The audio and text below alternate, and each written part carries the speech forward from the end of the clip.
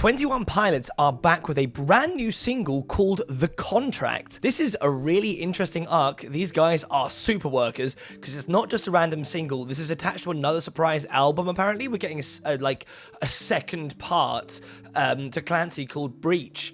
And I've read on this here article that apparently the music video for this one we're about to watch, Contract, is a direct follow-on to Paladin Strait, which I did do a reaction to last year. It was that big, crazy, epic one with the big fight scene, and he ends up climbing up to this big tower, and it kind of feels a bit Dune-inspired visually as well, but and kind of Hunger Games and all sorts of weird stuff, and eventually the sort of scary man comes out and grabs him by the throat and goes, "Hello, Clancy," and that's where we left off. So apparently this is going to have another dive into some sort of interesting lore, which was not something I was expecting from 21 Pilots. I mean, admittedly, I went on a bit of an arc with these guys last year.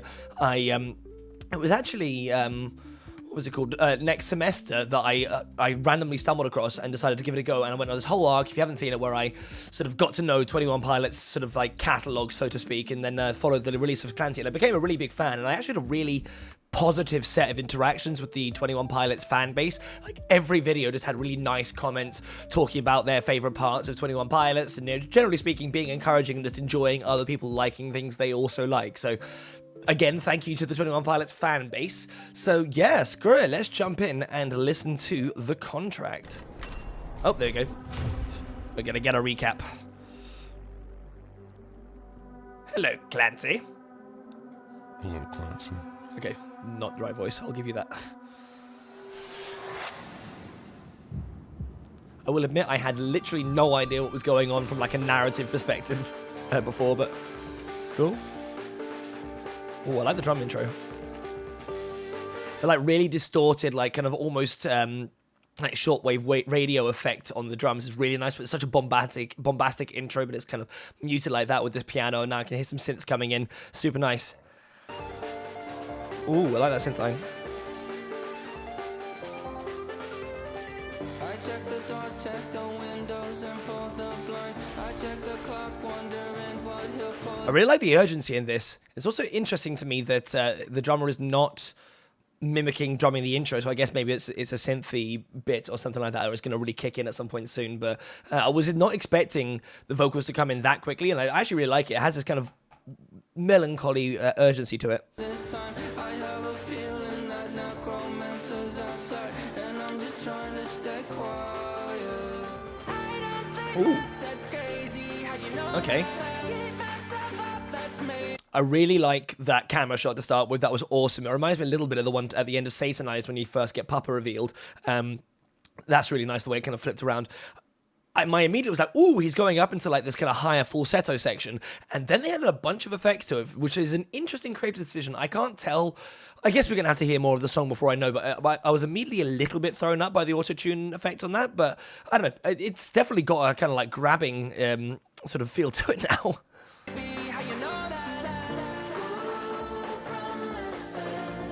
Nice harmony.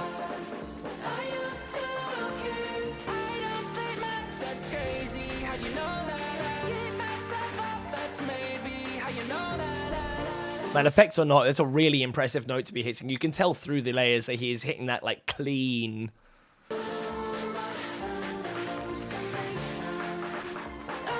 Oh. There we go. Nice. Ooh, that little dropout was lovely as well. I thought there was going to be this moment where it kind of opens up and he's going to start being a bit like more rap intense when the drums finally kick in properly, and I was not let down. That was a really nice kind of like come in for the rest of the layers, I guess.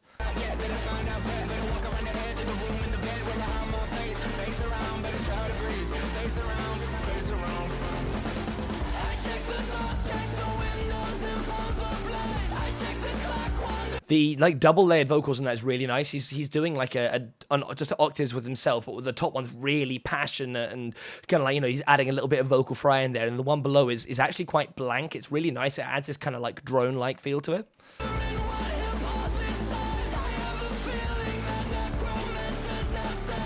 So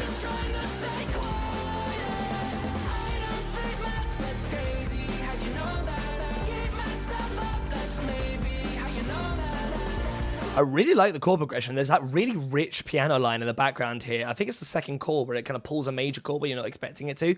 It's really nice, and the way that that piano is kind of like layered in there, it makes the whole song very rich.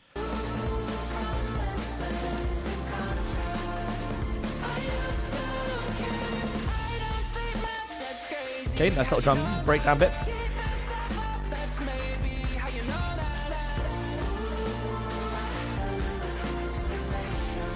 Man, there's so much going on in this. It's gotten like very thick with layers, like really quickly. Just having that piano coming in there, and now you've got like another synth line going on in the background, and they pulled in like a really fuzzy bass line for that breakdown section, and it's now remaining. There's a lot going on here, vocally and just across the board. The like programming for this is really impressive.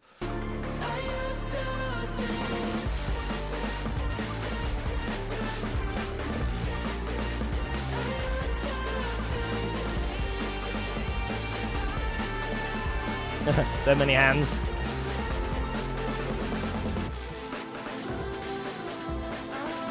Ooh. I love that spacey synth that's come in there. It's like a really nice like new tone. A bunch of stuff's dropped out and you've got this new like kind of almost organy kind of space-like synth, and it's kind of giving it this kind of like, I don't know, almost underwater feel now for this next section. It's managing to distinguish each section very well.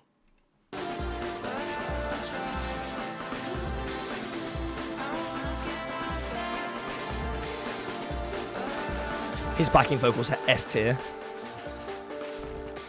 I check the clock, wondering what he'll pull this time. I have a feeling that Okay, and again, that like the way that they're using these layers, like it's written in blocks. You have all these different motifs, drum, synth, vocally as well. There's a lot of variation in the vocal melody, and they're kind of like bringing them in and out at different times, which is really, really nice. You get that vocal line coming in there when you had it like kind of in the midst of a lot of other stuff beforehand, and you use that as a way to bring the drums back in there. It's really, really well written.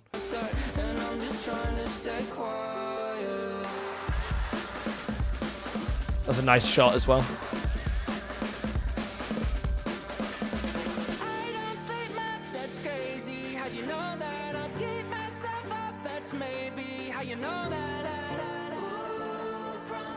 I have no idea what is going on. I know it's following some sort of narrative lore, and I'm sure people will be able to explain it to me in the comments, but right now, I am so lost. I really, really like the visual design. The costumes are great. The lighting is fantastic. I really like the way that the camera is moving. The like random procession of like red-eyed people is a cool visual, but I am so lost.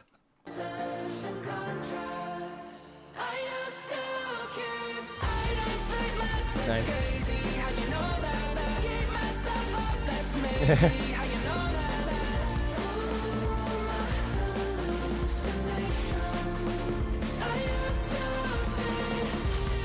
It's like, I forget how much of a great presence the drummer is. I'm so sorry I keep on forgetting their names, but the drummer's just, I don't know what it is about him. He's just really like, I don't know, he just looks like he's really happy to be there. He's just putting his all into it. He's a very dynamic, I mean, they're both very dynamic actually. But yeah, no, they kind of balance each other out really, really nicely.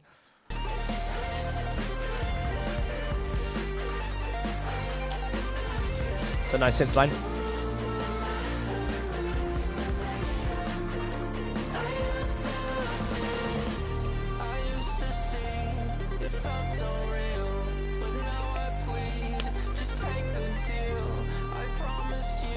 That synth line is like really, really kind of like energetic. I don't know. There must be something to do with the combination of the tones and obviously how it's played, but I don't know what it is. It's able to bring like the energy of the entire song so nicely in contrast with his vocals, which are like doing a kind of softer part at the moment.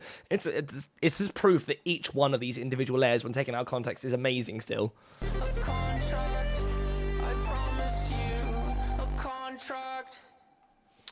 Well, that was great. Do we have more lore? I guess we do have more lore.